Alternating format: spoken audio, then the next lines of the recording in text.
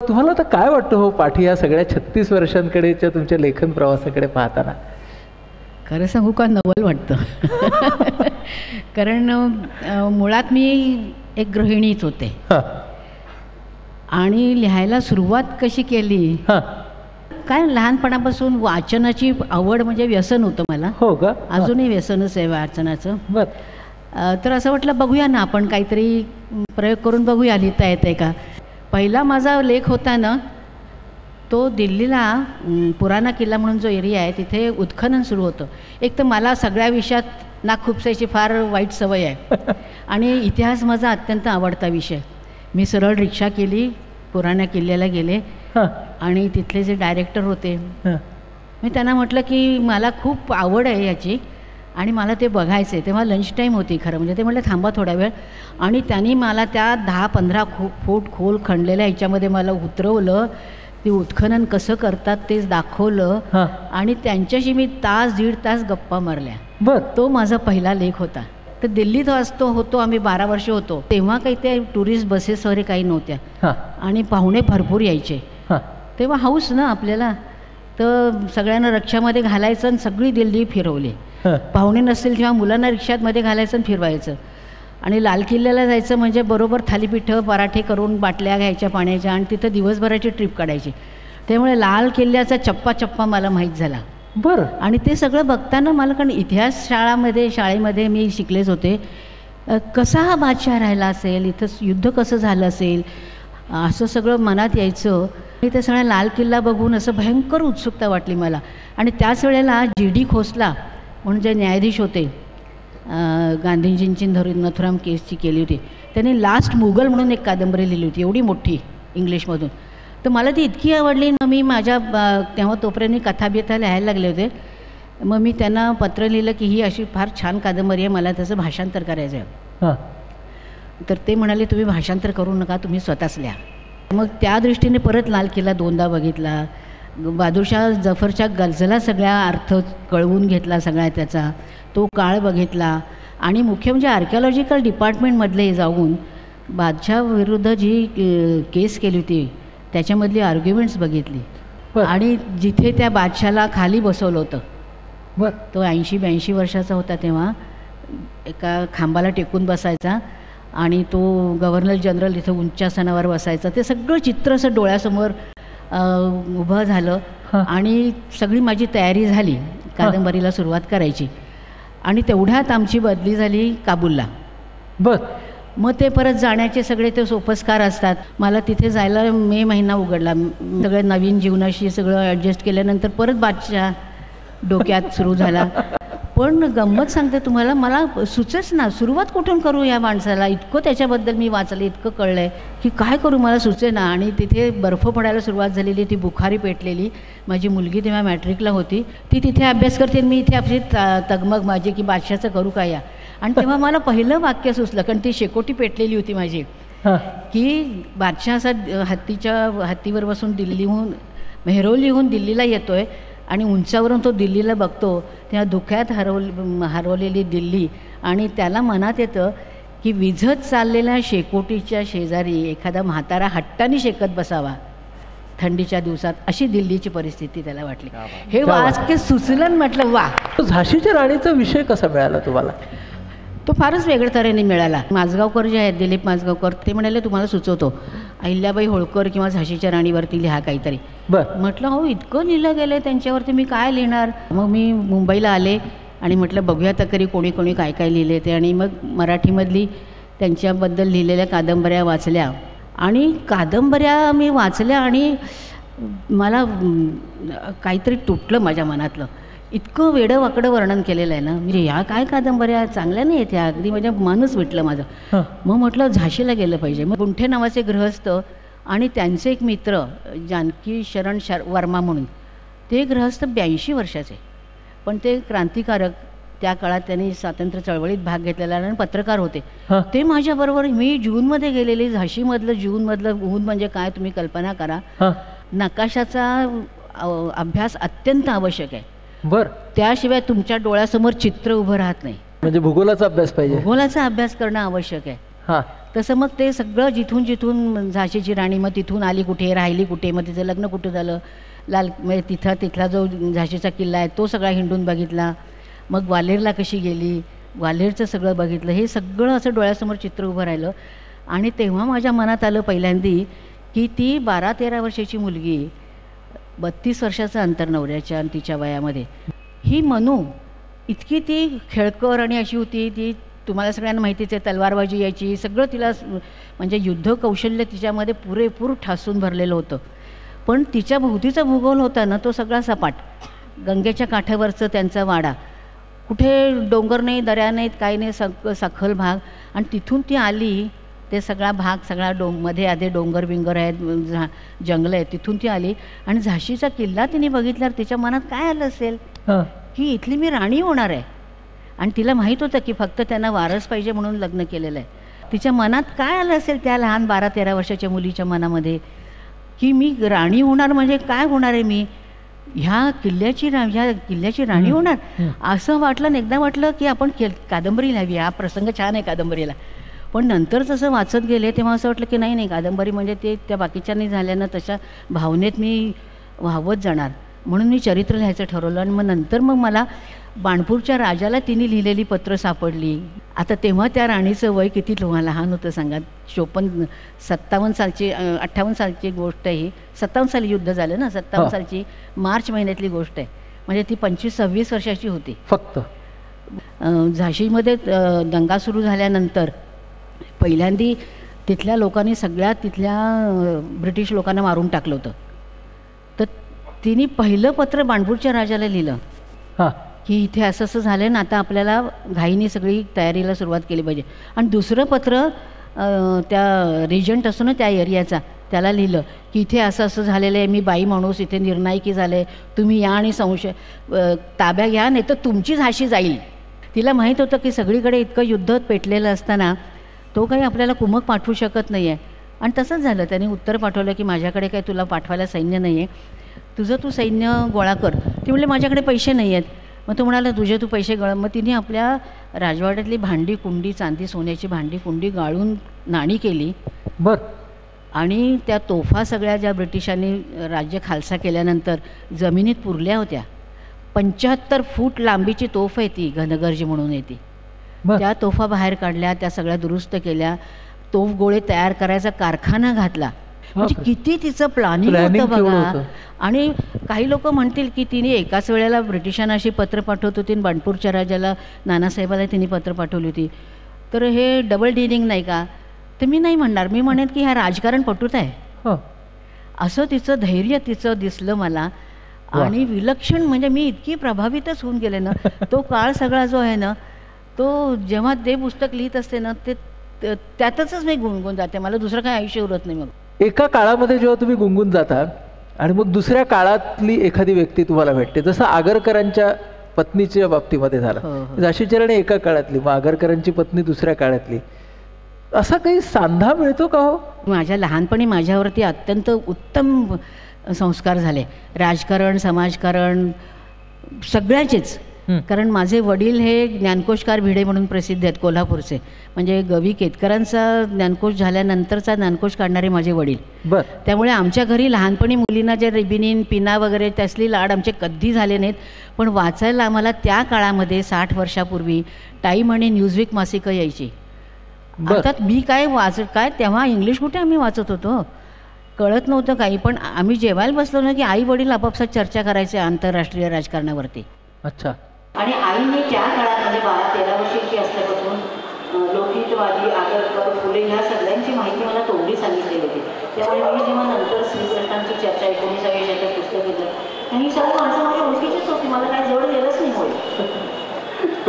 मग ते पुस्तक लिहिल्यानंतर मला मनात आलं की हे सगळे सुधारक किंवा जे काही त्या काळातले होते त्यांच्या बायकांचं काय. आगरकरांचं एक वाक्य इतकं चांगलेलं आहे की देवाने सृष्टी निर्माण केली आणि तो झोपून गेलाय, त्याच्यानंतरचे प्रश्न निर्माण झाले ते आपण निर्माण केले, ते आपणच सोडवायला पाहिजे. ते दरवेळेला ते धर्मशास्त्राला विचारायला जाऊ नका तुम्ही. हे असे संस्कार माझ्यावरती झाल्या कारणाने मला मग यशोदाबाईंच्या बद्दल इतकी उत्सुकता वाटली की ह्या अशा 32व्या वर्षी आगरकर वारले सुद्धा. तर काय वाटलं असेल त्या बाईला म्हणजे. आणि त्यांनी तेव्हा वारताना म्हणजे ते पुस्तक लिहिताना माझ्या लक्षात आलंच होतं की वचन घेतलं होतं की मी गेल्यानंतर तू केश ओपन करणार नाही असं आधी सांगून ठेवलं. 1895 साली एका माणसाने बायकोकडनं असं वचन घ्यायचं आणि ते बायकोनी पाळलं. हा केवढा विलक्षण आहे म्हणजे योगायोग म्हणा किंवा काय. मग मी शोधत गेले की काय आहे, तर मला कळलं की त्यांनी 1936 साली म्हणजे माझा जन्म झाला त्या काळी त्या वर्षी त्यांनी त्यांच्या आठवणी लिहिल्या होत्या यशोदाबाईंनी आणि त्या स्त्री मासिकात प्रसिद्ध झाल्या होत्या. त्यांच्या आठवणीत त्यांनी लिहिलं आहे की लोक मला विचारतात की आगरकर बाहेर बोलतात ते तुम्हाला काय माहिती आहे. ते म्हणाले की ते सगळं मला त्यांचा जो अग्रलेख असतो तो सगळं मला सांगतात. बरं. आणि प्रत्येकाचा अर्थ सांगायचे ते असं का तसं का म्हणून. त्या काळात त्या पती पत्नीचा संवाद तसा होता चांगला होता. आणि त्यांनी सुरुवातीला आगरकर म्हणजे यशोदाबाईंना फक्त लिहिता वाचता येत होतं, जास्ती येत नव्हतं. लिहिता वाचता सुद्धा जेमतेमच येत होतं. तर आगरकर म्हणाले की तुला शिकवायला पाहिजे. तर त्यांना फार वेळ लागायचा की लहान मुलं घरात संसारी बाईला. तर ते म्हणले तुला शिकवण्यापेक्षा गाढवाला शिकवलेलं बरं हे इतकं बोलले. तेव्हा त्यांनी शिकवणं सोडून दिलं. पण असं बोलूनसुद्धा आपण अग्रलेखात काय लिहिणार आहे हे सगळं ते यशोदाबाईंना सांगायचे. नाही आता आपण झाशीच्या राणीबद्दल बोललो, यशोदाबाईंबद्दल बोललो. तुमचं जे खूप गाजलेलं पुस्तक ऐसपैस गप्पा दुर्गाबाईंची म्हणजे आपलं त्रिमूर्ती त्या स्त्रियांची होईल. तुमच्यावरती काही दडपण होतं का त्यांच्याशी गप्पा मारताना? नव्हतं. म्हणजे काय झालं सांगू का, आम्ही 80 साली मुंबईत आलो आणि मग पहिली गोष्ट म्हणजे मुलांच्या शाळा कॉलेज बघायची आहे आणि नंतर लायब्ररी जॉईन करायची. तशी एशिएटिकमध्ये मी मेंबर झाले त्याची. मग तिथे अशी ओळख झाली माझी त्यांच्याशी. आणि पहिल्यांदा मी भयंकर दबकून होते. त्यांचं नाव एवढं होतं आणि मी तर नुकती लिहायला लागलेली होते तेव्हा. नुकती म्हणजे थोडंसंच काय जुजबी लिहिलं होतं. पण त्या इतक्या वेगळ्याच लेवलनी म्हणजे बाकीच्या गप्पा व्हायच्या आमच्या, तुम्ही काय अभ्यास करताय काय होतं. आणि मग तिथे ज्या आमच्या गप्पा रंगायच्या सांगू तुम्हाला. त्यामुळे तो जो एक विशिष्ट असा दुरावा म्हणा किंवा धास्ती अशी संपली होती माझी. आणि नंतर मग 1-2 वेळा मुलाखत मासिकाने विचारलं त्यांना. त्या म्हणल्या प्रतिभाने घेतली मुलाखत तर मी देईन. अच्छा, त्यांनीच रेकमेंड केलं. मग ऑल इंडिया रेडिओवरती मुलाखत घ्यायचं चाललं होतं. मग ती मुलाखत घेतली आणि चांगली 3 तासाची मुलाखत झाली. पण ती मुलाखत माझगावकरांच्या मिसेसनी ऐकली बायकोनी. आणि त्या म्हणाला अहो काय छान मुलाखत घेतली आहे. मग ते माझगावकरांचा फोन आला की अहो आपण त्यांच्या मुलाखतीचंच पुस्तक करूया की. बरं. म्हणून मग ते डोक्यात आलं की मुलाखतीचं. मग बाईंना म्हटलं की असं करूया का. त्या म्हणल्या करूया पण तू कारण तेव्हा बाईंचं वय बरंच झालेलं होतं. तर मला प्रश्न पाठवून दे. मग मी सगळे प्रश्न पाठवले.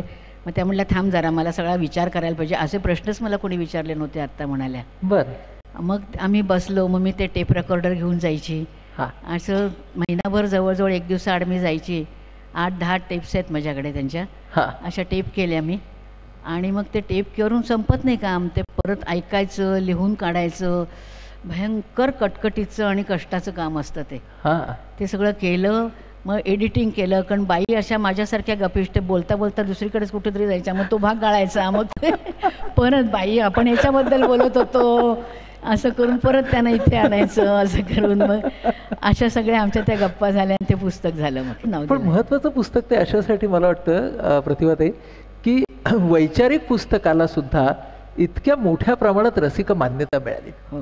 हे त्या पुस्तकाचं मला खूप वैशिष्ट्य जाणवतं. मला तुम्ही सांगा, तुम्ही आता म्हणा तुमची लेखन प्रक्रिया कशी असते, म्हणजे कसं लिहिता तुम्ही? नाही मी एक सांगते, मी नकाशा जे म्हटलं ना तुम्हाला तसं जसं भौगोलिक नकाशा असतो तसं माणसाचा पण नकाशा काढायला पाहिजे असं मला वाटतं. म्हणजे नकाशा म्हणजे कसा की कुठून सुरुवात झाली आणि कुठे गेला तो, मधले टप्पे टप्पे कसे आहेत, खाली वर्ग आहेत, उंच सखल कुठे प्रदेश आहे, काय सुपीक प्रदेश कुठला आहे, नापीक प्रदेश कुठला आहे, दुष्काळ कधी पडलाय, हा त्या माणसाच्या व्यक्तित्वाचा नकाशा.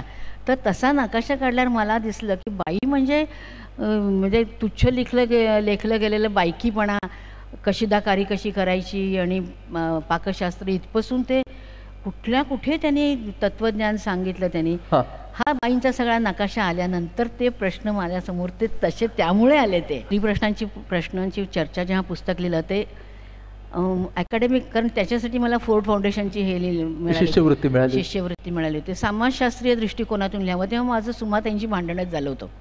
कारण त्या म्हणजे अगदी अकॅडमिशियन आहेत की ते हे नको ते नको, तुझी भाषा फार ललित आहे, तसं नको.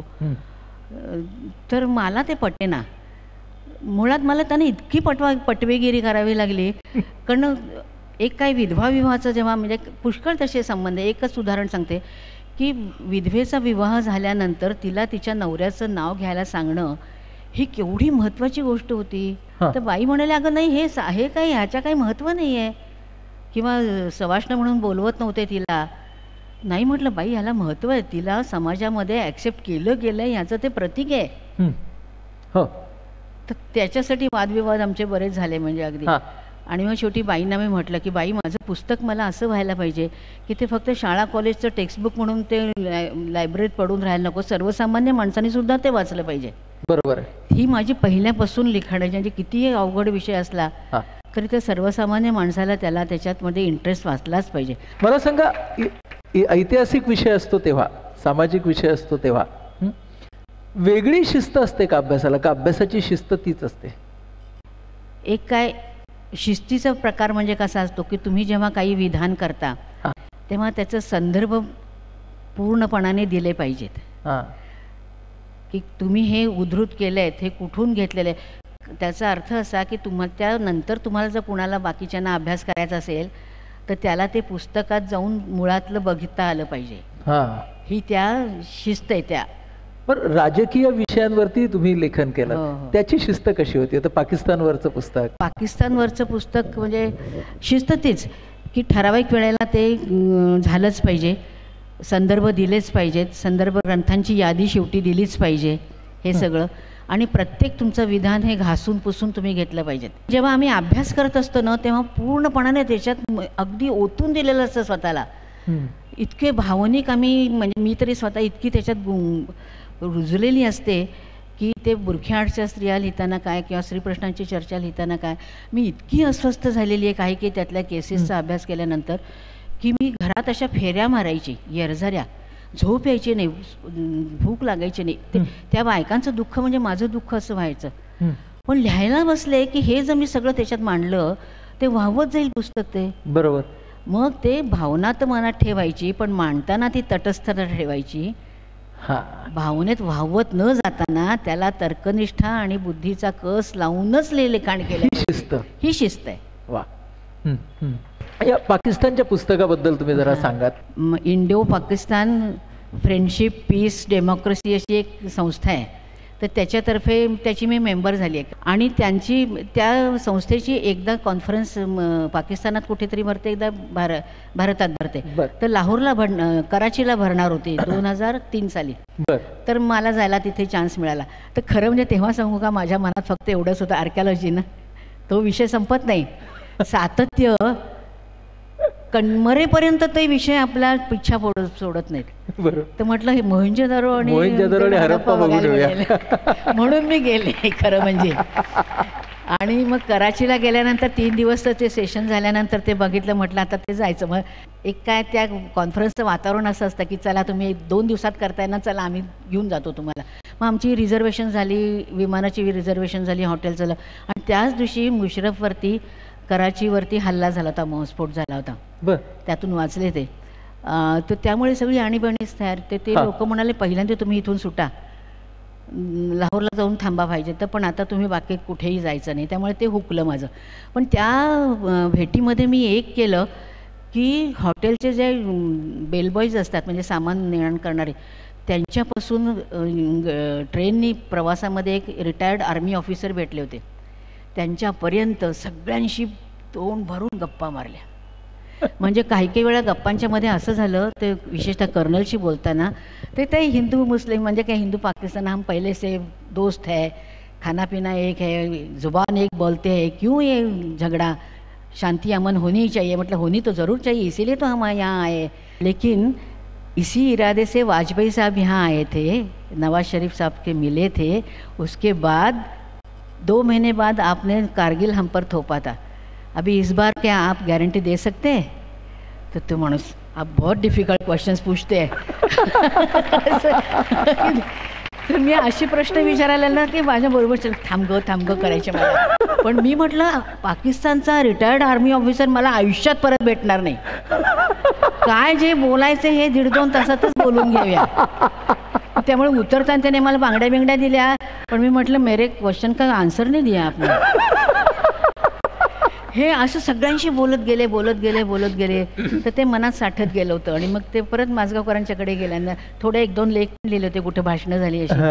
तर माझगावकर म्हणजे एवढं सगळं सांगताय, लिहा की पुस्तक पाकिस्तानवरती. तर पाकिस्तानचं पुस्तक लिहिण्याचं एक फार मोठी अडचण होती की त्याची पुस्तकं इथे मिळत नाहीत. अहो किती प्रयत्न केले. मग काय मी म्हटलं काय करायचं. तर माझे एक भाचे जावई आहेत, ते दर 2-4 महिन्यांनी अमेरिकेत महिन्यासाठी जातात, त्यांची नोकरीच अशी आहे. तर तो म्हणाला आत्या तुला काय पाहिजे. तर म्हटलं अरे असते, कारण त्याला इतिहासाची फार आवड आहे. तर मी म्हटलं अरे असं करताय, असा माझा विषय आहे, मी घेऊन येतो म्हणाला पुस्तक. आणि त्याला एकदा कळल्यानंतर ज्या पुस्तकांची नावं मला माहीत नव्हती ती पण पुस्तकं त्यांनी आणली. मग ती पुस्तकं वाचली. आणि जतीन देसाई म्हणून एक मुंबईतच आहेत जर्नलिस्ट आहेत, त्यांची ओळख झाली होती.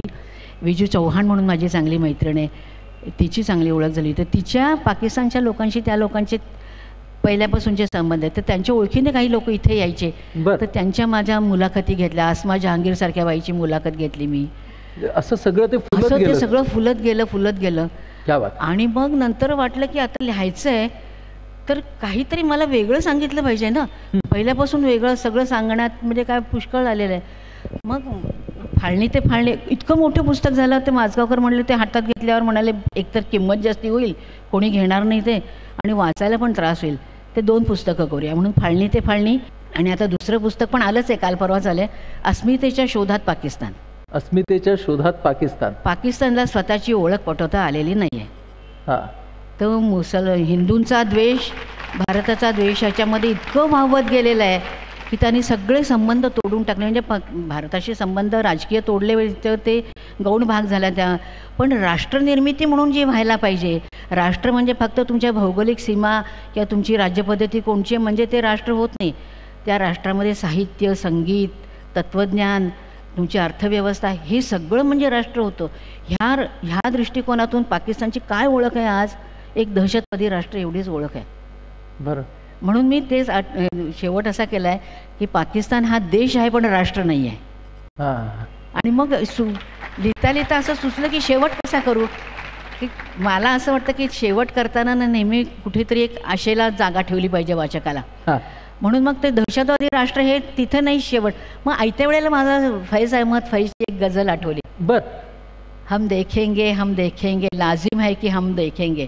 त्यांनी मी शेवट केलाय त्या पुस्तकाचा की आज नाही उद्या, कारण पाकिस्तानचे सर्वसामान्य लोक पिडला गेलेला माणूस आहे तो अगदी.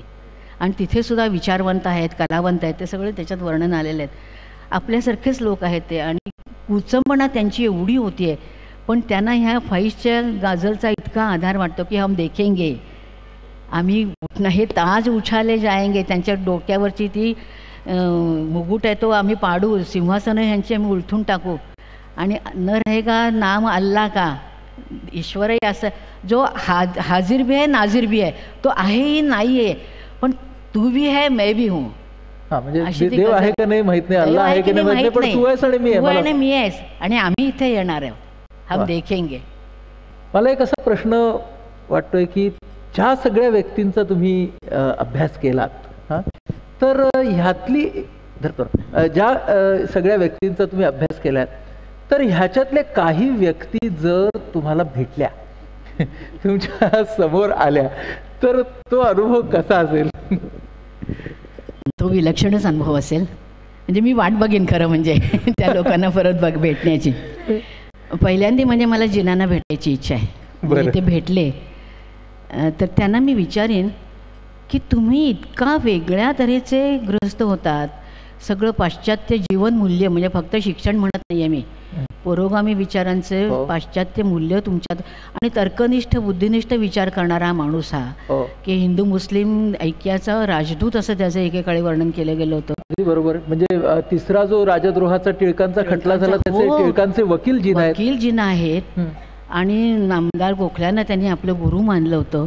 सनदशीर मार्गानेच स्वातंत्र्य मिळवायला पाहिजे असा सगळा माणूस तुम्ही असे असताना तुम्ही फक्त अहंकारापोटी आणि ईर्षेपोटी पाकिस्तानची मागणी केलीत की काय? तुम्ही का मागणी केलीत? आणि आता तुम्हाला काय वाटतंय? हे तुम्हाला आता जो पाकिस्तानचा जो प्रवास झालाय 63 वर्षाचा, आता काय वाटतंय तुम्हाला? हे तुम्हाला जिन्नांना हे विचारायला मला जिनांना विचारायची इच्छा आहे. आणि झाशीचे राणी भेटले तर म्हणजे मी सांगू का, खरं ते पुस्तक लिहिताना माझं वय 65-70कडे मी झुकू लागले होते आणि ती वारली तेव्हा 25-26 वर्षाची बाई होती. तर मला तिच्याबद्दल ती मुलगी असंच मला हे यायचं. मला असं वाटतं ती भेटली तिला जवळ घेऊन, काय ग बाई तू कशी होऊन गेलीस, तू कशी होऊन गेलीस? तुझ्या मरणाचं आम्हाला दुःख नाही झालं, आम्हाला तू वरच्या पातळीवर नेऊन सोडलंस. मला असं वाटतं की नियती ही माणसाला काहीतरी देऊन जन्माला घालते. जन्म मृत्यू तुमच्या हातात नसतं, पण त्याचा मधला अवकाश जो असतो ते कसं तुम्ही जगता हे तुमच्या हातात असतं. ह्या तुमच्या सगळ्या लेखन प्रवासामध्ये आमची जी आजची सातत्याची जे आमचं सूत्र आहे या परिषदेचं, ह्याच्यामध्ये ध्यास आणि अभ्यास हे आपल्या ह्या संवादाचं सूत्र होतं. आणि मला असं वाटतं प्रतिभाताईंनी ध्यास आणि अभ्यास हे सूत्र इतक्या ओघवत्या भाषेमध्ये आपल्या सगळ्यांच्या समोर मांडलंय की क्या बात आहे. म्हणजे मी सांगू का, एका तऱ्हेचा हावरटपणा पाहिजे माणसामध्ये. हावरटपणा पाहिजे की मला सगळं कळलंच पाहिजे, येत कसं नाही. म्हणजे काही लोक निमित्त सांगतात की हे नाही, हे अमुक झालं, हे काम निघालं, तर मग खोटं आहे. मी जर सांगत बसलं की नाही मला हे नाही नाही नाही, मी स्वतःवरती अन्याय करते, कर्मटपणा ठरेल तो, बरोबर, करंटेपणा ठरेल. म्हणजे कुठलंही निमित्त न देता, एक्सक्युजेस न देता तुम्ही ठेवलंच पाहिजे. हावरट व्हा तुम्ही, ज्ञानाच्या बाबतीत हावरट व्हा, ज्ञानाच्या बाबतीत हावरट व्हा आणि जगण्याची उत्सुकता कधीही मलिन होऊ देऊ नका.